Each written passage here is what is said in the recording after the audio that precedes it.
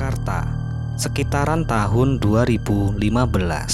Sore itu cuaca terlihat sangat cerah sekali. Cahaya lampu pun yang berjejer di pinggiran jalan ikut menghiasi keramaian di daerah Jakarta. Lalu lalang manusia pun memadati jalanan dan terlihat pula segerombolan manusia sedang asik bercanda gurau yang memecah masalah dalam kehidupannya. Namun berbalik dengan kehidupan sosok seorang wanita muda yang masih berusia sekitar 25 tahun. Wanita itu bernama Yuyun dan ia saat ini tinggal di daerah Jakarta, mempunyai satu orang anak yang masih berusia 1 tahun. Sedangkan suaminya telah meninggal 4 bulan yang lalu mengalami sebuah kecelakaan dalam pekerjaannya. Dan saat ini ia harus menanggung semua beban kehidupannya dan putranya di daerah Jakarta untuk membayar sebuah kontrakan ataupun untuk membeli kebutuhan sehari-hari. Ia tak mempunyai sepeser uang pun. Dan di sore hari itu ia sedang mengalami sebuah masalah yang sangat luar biasa, yaitu Yuyun akan diusir dari tempat tinggalnya. Hei Yun, kamu pokoknya hari ini harus keluar dari kontrakanku. Kamu itu sudah nunggak selama 4 bulan ini. Kalau 1 minggu ataupun cuma 2 minggu sih nggak apa-apa. Sudah 4 bulan sudah saya kasih waktu sampai 4 bulan kamu tidak bisa membayar. Hari ini kamu harus tinggalkan kontrakanku sekarang juga Yun. Ucap seorang wanita yang berusia sekitar 45 tahun dengan nada yang sangat keras. Tapi Bu, aku minta tolong sekali lagi ya Bu, minta waktu 1 minggu lagi Bu.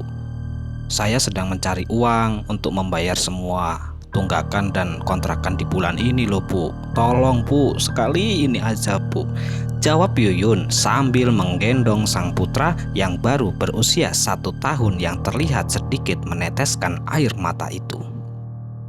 Tidak, kamu itu sudah saya belas kasihani Yun. Sudah 4 bulan loh kamu itu tak biarin, malah ngelunjak. Kamu itu malah gak mau bayar. Pokoknya udah, hari ini kamu harus keluar juga dari kontrakanku ini Yun, ucap wanita itu dengan mata yang melotot sembari tangannya menunjuk ke arah Yuyun. Ya, begitulah kehidupan di sebuah kota metropolitan. Semuanya itu adalah prabayar, harus membayar sebuah kontrakan dan lain sebagainya. Jika tidak kuat membayar kontrakan, seseorang yang tinggal di daerah Jakarta pun harus diusir. Dan yang tak diinginkan itu bisa terjadi, yaitu hidup di sembarang tempat. Dan Yuyun pun hanya bisa terdiam duduk di ujung emperan kontrakannya sambil mengelus-ngelus kepala anaknya yang meminta ASI. Ingin rasanya dia itu menangis dan meminta bantuan orang lain. Tapi entah mengapa dia itu merasa akan sia-sia meskipun dia itu menangis. Karena Bu Salamah ataupun ibu yang mempunyai kontrakan itu tetap saja mengusirnya. Pikiran Yuyun semakin bingung mau mencari bantuan pada siapa, sedangkan uang di dompetnya tinggal 40.000. HP jadulnya yang sudah diikat karet itu pun tak ada pulsanya untuk menelpon bapaknya. Bu, apa boleh saya minta tolong telepon ke nomor bapakku Bu? Nggak lama kok Bu, bentar aja Bu, aku hanya minta dijemput saja, pinta Yuyun dengan sangat sopan kepada Bu Salamah.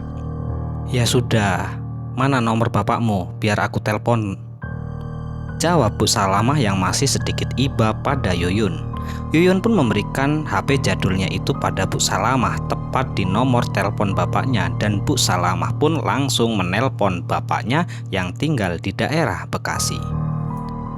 Halo, maaf, ini benar bapaknya Yuyun bukan ya? Tanya Bu Salamah kala menelpon bapaknya Yuyun. Oh iya, nama anak sulung saya itu Bu. Ini siapa dan ada perlu apa ya? Tanya orang tua Yuyun itu yang sedikit penasaran. Maaf Pak, silahkan jemput Yuyun ke kontrakannya sekarang juga ya Pak. Dia sudah aku usir saat ini karena sudah 4 bulan Yuyun ini nggak bayar kontrakan. Kontrakannya besok ada yang mau menempati, jadi cepet jemput Yuyun atau dia jadi gembel di jalanan, tegas Bu Salamah yang langsung mematikan teleponnya itu. Orang tuanya Yuyun hanya bisa meratapi begitu pilu kehidupan anaknya itu yang bernama Yuyun. Astagfirullah, Yuyun kok diusir maghrib-maghrib gini sih? Gerutu ayah dari Yuyun. Ayahnya Yuyun yang bernama Pak Jayusman itu pun lalu segera meraih kunci motornya di meja dan buru-buru keluar rumah menuju motornya yang terparkir di teras. Meskipun jarak dari daerah Bekasi ke daerah Jakarta lumayan jauh bagi Pak Jayusman, tapi demi putrinya dia pun rela menjemputnya dengan keadaan motor seadanya. Sesampainya Pak Jayusman di daerah Jakarta, tepatnya di kontrakan Yuyun, sudah jam 8:30 dan hatinya pun terasa hancur lebur kala melihat putrinya duduk di lantai emperan kontrakan sambil memangku sang putra yang sudah tertidur lelap. "Ya Allah nak, kamu sudah makan apa belum?" tanya Pak Jayusman sambil mengelus kepala putrinya itu. Yuyun tak bisa menjawab pertanyaan bapaknya itu karena dadanya bergemuruh dan pandangannya pun sudah terhalang bendungan air mata. "Kenapa, Nduk? Kamu ndak telepon bapak?" tanya Pak Jayusman tampak kebingungan dengan buntalan spray yang sebesar itu. Yuyun pun hanya bisa terdiam tak menjawab satu patah kata pun pertanyaan dari ayahnya itu. Dan singkat cerita, Yuyun pun dibawa pulang oleh ayahnya di sebuah rumah yang ada di daerah Bekasi. Hari demi hari pun berlalu, hari mulai berganti minggu dan minggu mulai berganti bulan. Kehidupan Yuyun di rumah sang ayah ternyata tidak sebegitu mulus apa yang ia pikirkan. Ibu tirinya ternyata tidak menyukai kehadirannya di rumah bersama ayahnya. Ibu tirinya itu selalu mengusik dan membuat masalah, dan pada akhirnya kehidupan naas kembali terjadi dalam kehidupan Yuyun. Kala itu Yuyun diminta meninggalkan rumah itu secara diam-diam oleh ibu tiri karena ibu kandung dari Yuyun itu telah meninggal kurang lebih hampir 7 tahun lalu, dan kemudian bapaknya yang bernama Pak Jayusman itu menikah dengan sosok seorang perempuan yang bernama Bu Wigani. Itulah Bu Wigani.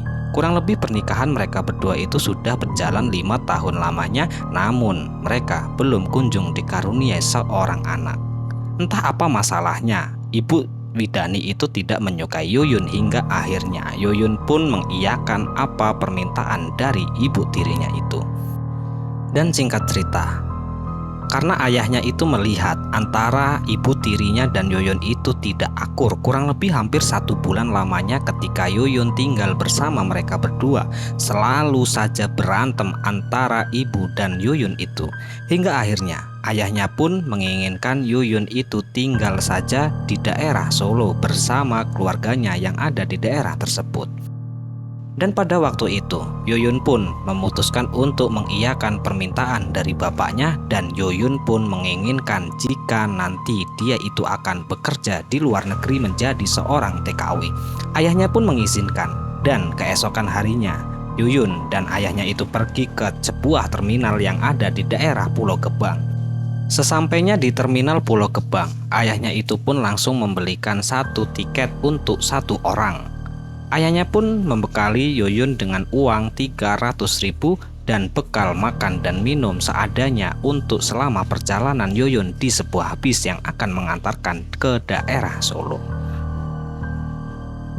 "Duk, maafkan bapak yo. Bapak tidak bermaksud membuangmu. Sejak awal bapak memang salah mencari istri, dan ibu tirimu itu ternyata tidak suka sama kamu. Tapi apapun itu, Bapak yakin kamu akan sukses jika jauh dari Bapak. Bapak hanya bisa mendoakanmu hidup semakin baik dimanapun kamu berada nanti ya, Nduk. Dan semoga keluarga yang ada di daerah Soro itu menerimamu dengan baik ya, Nduk," ucap ayahnya sambil menahan air mata. "Nggih Pak, matur suwun. Maaf jika Yuyun selama ini hanya bisa merepotkan Bapak. Insya Allah nanti kalau aku sudah jadi TKW dan jika Bapak ada rezeki, tolong jenguk cucu Bapak di Solo ya Pak," pinta Yuyun terhadap sang ayah sembari memeluk sang ayah dengan erat. sembari meneteskan air mata yang memenuhi pipinya itu. "Iya, Nduk. Insya Allah besok Bapak menjenguk cucu di sana ya. Jaga baik cucu ayah ya," ucap Pak Jayusman dengan mata berkaca-kaca mencium kepala sang anak, yaitu Yuyun, sebelum Pak Jayusman ataupun ayahnya itu meninggalkan Yuyun di terminal sendirian.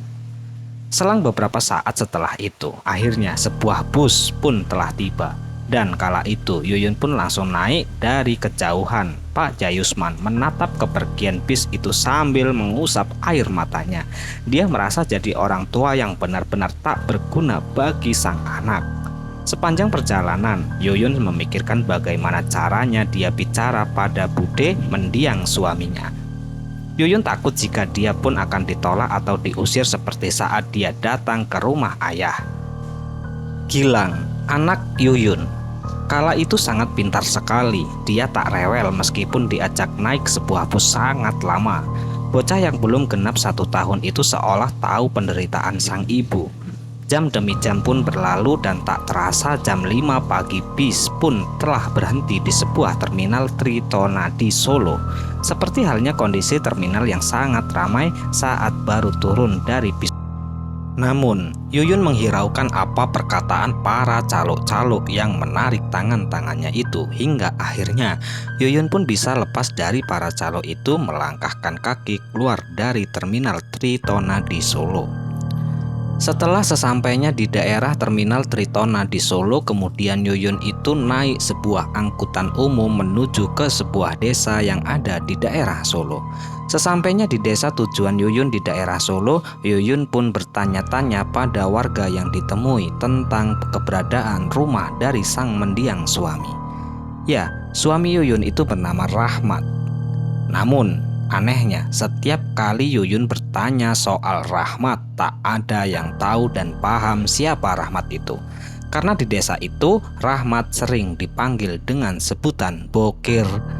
Disitulah Yuyun mengingat apa perkataan yang pernah disampaikan oleh mendiang suaminya, yaitu Rahmat kepada Yuyun ketika masih hidup.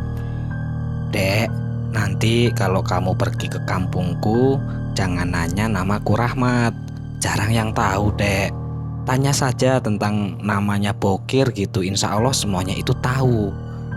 Dengan mengingat perkataan yang pernah disampaikan oleh suami Yuyun itu, akhirnya Yuyun pun kembali bertanya kepada salah satu warga yang ada. "Punten, Mbak, mau tanya rumahnya Mas Bokir itu di mana yo?" tanya Yuyun kepada salah satu warga yang ada di situ. "Oh alah, rumahnya Bokir toh, Mbak. Mbaknya sekarang ke rumahnya budinya saja, yaitu Bu Nurul.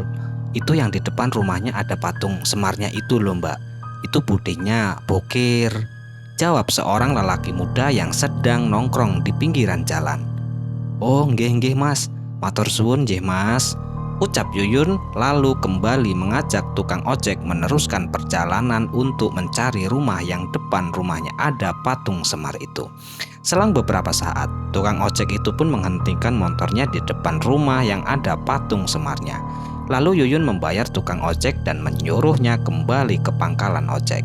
Yuyun merasa bingung karena rumah itu tampak sepi dan pintunya tertutup rapat. Dan Yuyun pun sedikit merasa takut jika budenya Rahmat alias mendiang suaminya itu tak ada di rumah. Dan ternyata apa yang ia takutkan itu benar-benar terjadi. Meskipun sudah diketuk beberapa kali pintunya dan Yuyun mengucap salam pun tidak ada jawaban dan membuka pintu dari rumah itu. Yuyun pun duduk di emperan sambil menyusui anaknya yang mulai rewel karena lapar. Mengingat makanan yang ada hanya roti, Yuyun pun hanya menyuapi anaknya dengan roti saja, lalu memberinya dengan minum air putih. 1 jam hingga 2 jam, bahkan sampai berjam-jam. Kurang lebih hampir 5 jam Yuyun itu duduk di emperan rumah itu. Pemilik rumah tak kunjung datang hingga anaknya pun tertidur dalam pangkuan Yuyun. Tiba-tiba ketika anaknya itu sudah tertidur lelap, ada sosok seseorang perempuan mendatangi Yuyun. "Loh, kamu sopo, Mbak? Kok duduk di emperan rumahku?" Kok bawa-bawa kardus juga itu loh?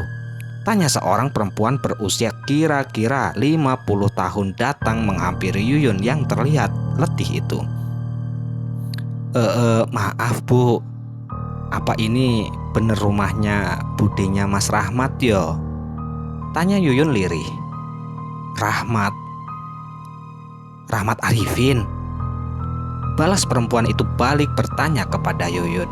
Nggih Bu, Mas Rahmat Arifin, jawab Yuyun sedikit cemas. Sopo itu Bu? Tiba-tiba terdengar sosok seseorang laki-laki itu bertanya kepada seorang perempuan yang berusia 50 tahun itu. Dan laki-laki itu pun terlihat turun dari motornya. Mbo iki sopo le, ndak tahu Ibu. Bu, maaf Bu, ini saya Yuyun, istrinya almarhum Mas Rahmat Arifin, ucap Yuyun dengan mata berkaca-kaca membuat perempuan dan pemuda itu terperanjat. Mbak, kamu itu jangan sembarangan loh kalau ngomong. Rahmat itu masih hidup. Dekno itu tinggal di daerah Jakarta, Mbak. Tegas perempuan paruh baya itu sedikit membentak Yuyun. Iya Bu, aku jelaskan dulu ya Bu. Jadi gini ceritanya, Mas Rahmat itu sudah meninggal 4 bulan lalu Bu. Aku ndak punya siapa-siapa di sana dan aku ndak ada kerjaan. Aku juga ndak punya rumah. Kami di sana hanya ngontrak rumah, jawab Yuyun sambil terisak tangis. Setelah Yuyun menceritakan semua keadaan tentang suaminya itu, ternyata sudah meninggal dunia. Ibu Nurul dan anak laki-lakinya itu pun kaget dan terheran-heran. Innalillahi wa inna ilaihi roji'un. Ya Allah, Rahmat ninggal kena opo lho Mbak? Tanya perempuan itu lalu menangis sejadi-jadinya. Nggih Bu, maaf Bu. Mas Rahmat itu kecelakaan kerja di pabrik Bu. Aku ndak dapat santunan, bahkan BPJS Ketenagakerjaan Mas Rahmat pun ndak bisa keluar. Hingga aku diusir dari kontrakan dan tak ada tempat lagi Bu, jawab Yuyun sambil menangis. Pemuda itu pun segera membuka pintu lalu mengangkat kardus dan tas Yuyun ke dalam rumah. Yowes Mbak, ayo masuk dulu sini. Sini anakmu tak gendong, ajak perempuan itu sambil terisak-isak tangis sembari menggendong anak Yuyun. Sesampainya di dalam rumah, anak Yuyun itu pun ditidurkan di sebuah dipan kecil lalu dinyalakan kipas angin agar tak gerah. Pemuda itu pun keluar dari dapur membawa segelas air putih untuk Yuyun. Mbak, minum dulu ya, maaf hanya air putih, ucap pemuda itu dengan sangat sopan setelah pemuda itu mendengar semua penjelasan dari Yuyun. Mbak, kalau boleh tahu, Rahmat sekarang dimakamkan di mana? Kenapa ndak dibawa ke Solo saja? Tanya pemuda itu dengan raut murung. Oh, ndak tahu aku Mas, soalnya ndak tahu alamatnya. Sekarang Mas Rahmat sudah dimakamkan di pemakaman umum. Aku ndak tahu alamat desa ini dan juga ndak punya biaya lagi. Entah kenapa tahu aku ndak ada yang membela. Perusahaan itu pun seakan masa bodoh Mas. Setelah Mas Rahmat dimakamkan, sudah gitu aja ndak ada apa-apanya lagi.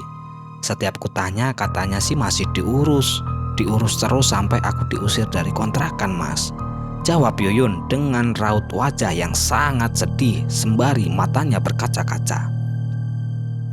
Ya wes, kalau udah dimakamkan ya wes. Keluarga di sini mendengar ya sebenarnya sedih Mbak. Tapi ngopo? Saat kamu itu nikah loh sama Rahmat. Mbok yo, kami kilo kan dulurmu. Kok nggak dikasih tahu sama si Rahmat? Aku ini loh budenya Rahmat. Aku masih keluarganya Mbak. Aku namanya Nurul kalau sampean belum kenal. Aku ini kakak dari ibunya Rahmat, tanya Bu Nurul sambil menepuk dadanya, namun air matanya terus mengalir begitu sangat deras. Nggak tahu aku Bu, maaf Bu. Mas Rahmat bilang katanya anak yatim piatu dan sudah ndak punya siapa-siapa. Aku dapat alamat ini dari bingkai foto perkawinan kami Bu. Itu di dalam kardus semua foto-foto kami. Memang Mas Rahmat bilang masih punya saudara, tapi ndak ada di desa. Mereka merantau ke Kalimantan dan ndak mungkin diundang. Kata Mas Rahmat kayak gitu, Bu. Jawab Yuyun ikut menangis melihat sang Budi menangis menahan kekecewaan dan duka. Setelah budinya mendengarkan semua penuturan dari Yuyun tentang awal mula pernikahan Yuyun dan Rahmat, dengan rasa kekecewaan dan kesal sebenarnya terhadap mendiang Rahmat, namun apalah daya, semua itu sudah terjadi dan kini Rahmat sudah meninggalkan seorang istri dan anak. Dan akhirnya keluarga Rahmat yang ada di daerah Solo itu pun menerima Yuyun dan anaknya tinggal bersama-sama bersama budinya yang bernama Nurul itu. Dengan penuh rasa sayang dan kasih, budinya itu pun menerima dan menganggap Yuyun dan anaknya itu sebagai anaknya sendiri. Karena Rahmat sudah tidak mempunyai ayah dan ibu lagi, alias dia itu memang menjadi seorang anak yatim piatu. Hingga akhirnya keluarga dari ibunya Rahmat itu pun menjadi pengganti dari ibunya, alias menjadi kakek nenek dari putri Yuyun. Dan singkat cerita, akhirnya Yuyun pun tinggal bersama Bude Nurul yang ada di daerah Solo. Waktu demi waktu pun berlalu begitu sangat cepat hingga akhirnya 1 tahun lamanya Yuyun telah tinggal bersama budinya yang ada di daerah Solo. Kala itu Yuyun itu berniatan untuk pergi ke daerah luar negeri untuk menjadi seorang TKW. Karena mengingat selama tinggal bersama Bude Nurul yang ada di daerah Solo, Yuyun tak pernah kerja, selalu merepotkan. Walaupun budenya itu menerima dengan sangat baik, memberikan nafkah kepada Yuyun dan anaknya, namun Yuyun tidak ingin seperti itu, karena Yuyun itu mempunyai masa depan yang harus ia tanggung untuk anaknya ke depan agar kehidupan anaknya lebih baik. Kala itu tepat di bulan Desember tahun 2016, akhirnya Yuyun pun mendapatkan panggilan untuk pergi ke negara Taiwan menjadi seorang TKW. Dan di waktu itu pun bertepatan Yuyun akan berangkat menjadi seorang TKW di negara Taiwan, Yuyun pun menitipkan sang anak kepada Budi Nurul. Dan Budi Nurul ternyata menerima dengan sangat baik dan menyayangi anaknya sebagai cucunya sendiri. Yuyun pun merasa sangat sedih, merasa sangat terharu atas semua perlakuan budinya kepada Yuyun dan anaknya itu benar-benar tak disangka oleh Yuyun. Berbeda terbalik dengan sang ayah kandung dan ibu tirinya itu yang tak menganggap Yuyun dan cucunya sebagai seorang anak. Ayahnya Yuyun itu takut dengan ibu tirinya. Dan singkat cerita, Yuyun pun meninggalkan rumah Bude Nurul dan meninggalkan anak tunggalnya itu dititipkan bersama budenya. Sebenarnya Yuyun itu merasa sangat sedih dan merasa sangat haru sekali karena harus meninggalkan sang anak sendirian di tempat budenya. Namun apalah daya, karena semua ini pekerjaan yang akan dilakukan Yuyun demi masa depan anaknya yang lebih baik lagi. Selesai. Semoga cerita dari teman kita ini bermanfaat ya. Teman kita itu menceritakan sebuah kehidupan sosok seorang perempuan gitu loh. Jadi dia itu ditinggal meninggal suaminya dan waktu itu dia itu memutuskan untuk tinggal bersama ayahnya. Namun ibu tirinya itu menolak, tidak suka atas kehadirannya. Dan dia itu karena sudah bingung tinggal bersama ayahnya selalu seperti itu, akhirnya memutuskan untuk pergi ke daerah Solo menemui keluarga dari almarhum suaminya. Dan ternyata tidak seperti yang ia duga-duga ya. Keluarganya itu ternyata menerima dengan sangat baik dan lapang dada, bahkan menyayangi Yuyun dan anaknya itu seperti menyayangi anak sendiri. Sekali lagi semoga cerita ini bermanfaat dan menghibur. Kami ucapkan mohon maaf yang sebesar-besarnya jika ada kata-kata yang salah yang kami sampaikan di dalam cerita. Dan kami ucapkan kepada teman-teman semua yang telah mendukung kami, semoga amal kebaikan teman-teman dibalas oleh Tuhan Yang Maha Kuasa berupa hal-hal yang lebih baik dan lebih bermanfaat dalam kehidupan kita semua. Dan tak lupa untuk teman-teman dimanapun berada yang sedang sakit, semoga diberi kesembuhan, dan yang sedang mengalami kesulitan semoga diberi kelancaran dalam segala hal. Amin, amin ya robbal alamin. Bye, sampai jumpa di cerita selanjutnya. Akhirul qouli, wassalamualaikum warahmatullahi wabarakatuh.